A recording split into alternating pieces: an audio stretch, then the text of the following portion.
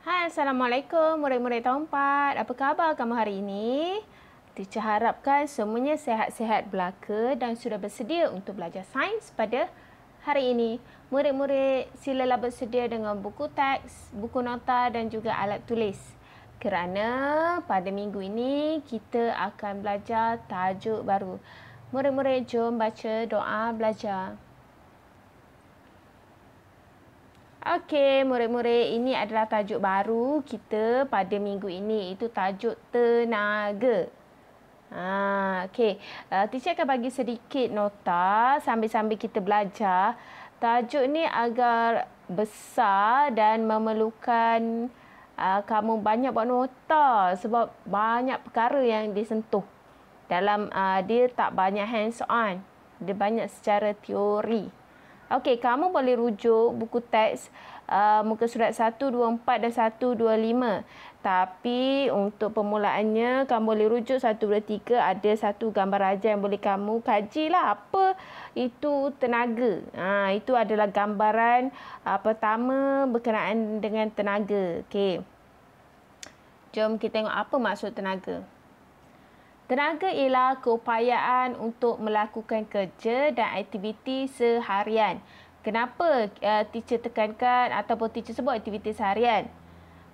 Ini kalau cakap kerja, kamu kata kamu tak buat apa-apa kerja pun teacher perlu ke saya tenaga.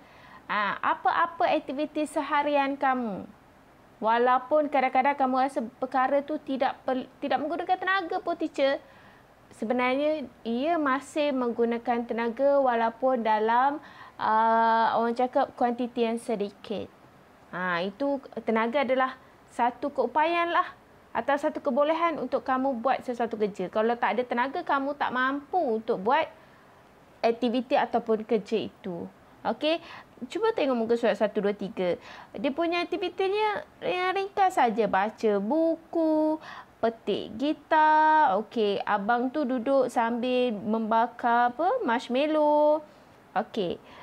Dan yang banyak guna tenaga sikit, yang berlari tu main layang-layang, yang main kapal layar, yang ada bot.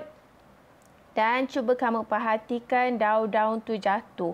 Daun-daun jatuh berguguran juga memerlukan tenaga. Kan dia cakap apa kerja dan apa aktiviti. Okey. Sumber utama tenaga dekat muka bumi ni adalah matahari. Kalau kamu rujuk 1, 2, 3, nampak tak cahaya matahari memancar dengan terang sekali. Itu sebenarnya nak menunjukkan bahawa tenaga utama tu, sumber tenaga utama adalah matahari. Kalau dia cakap sumber utama, maksudnya sumber tu dari mana datangnya? Sumber utama tenaga, maksudnya tenaga pertama-tamanya datangnya daripada matahari. Okey, itu adalah sumber utama. Di muka bumi inilah kenapa dia cakap matahari. Kerana semasa fotosintesis, ingat lagi tak proses fotosintesis itu proses apa? Tumbuhan membuat makanannya sendiri dengan memerlukan beberapa keperluan asas. Pertamanya adalah cahaya matahari. Tumbuhan menyerap cahaya matahari. Cahaya matahari itu adalah antara faktor untuk tumbuhan berfotosintesis membuat makanannya sendiri.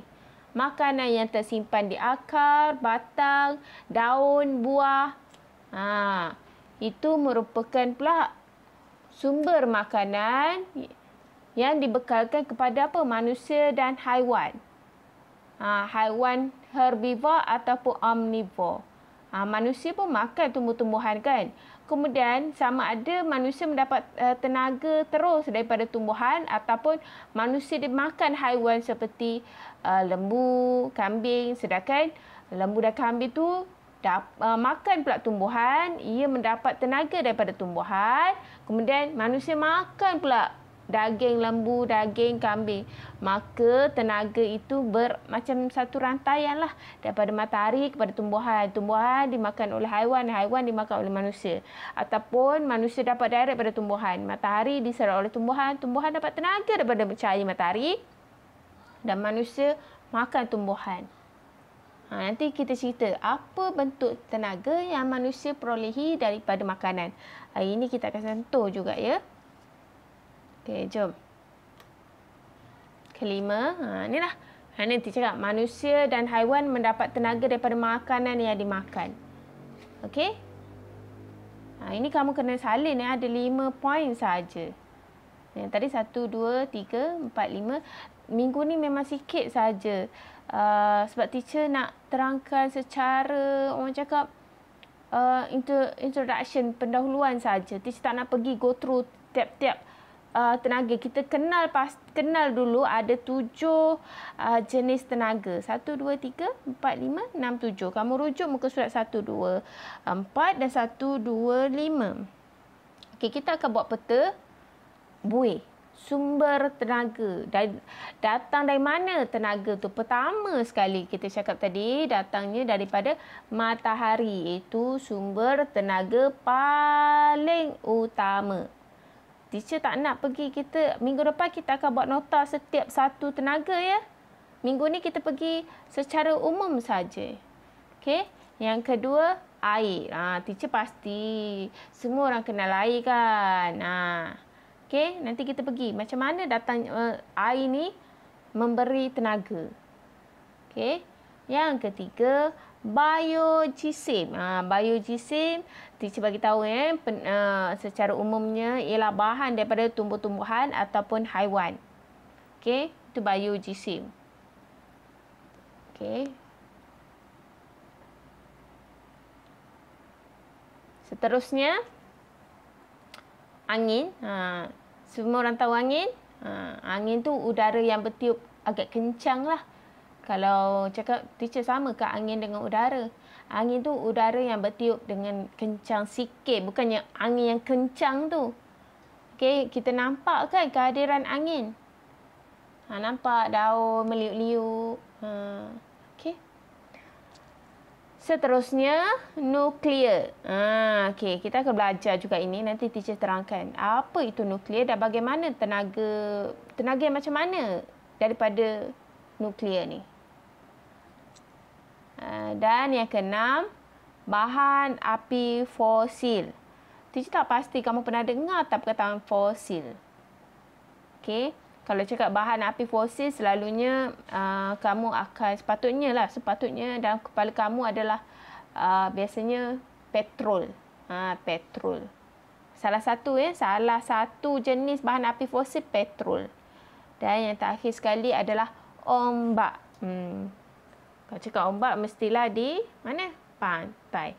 Ini peta buih ni kamu perlu buat di buku nota tu sebelah kiri lah. Kan teacher cakap kalau kita lukis sebelah kiri kan, dekat ruangan kosong. Itu saja pada minggu ni. Ini saja notanya. Memang sikit saja.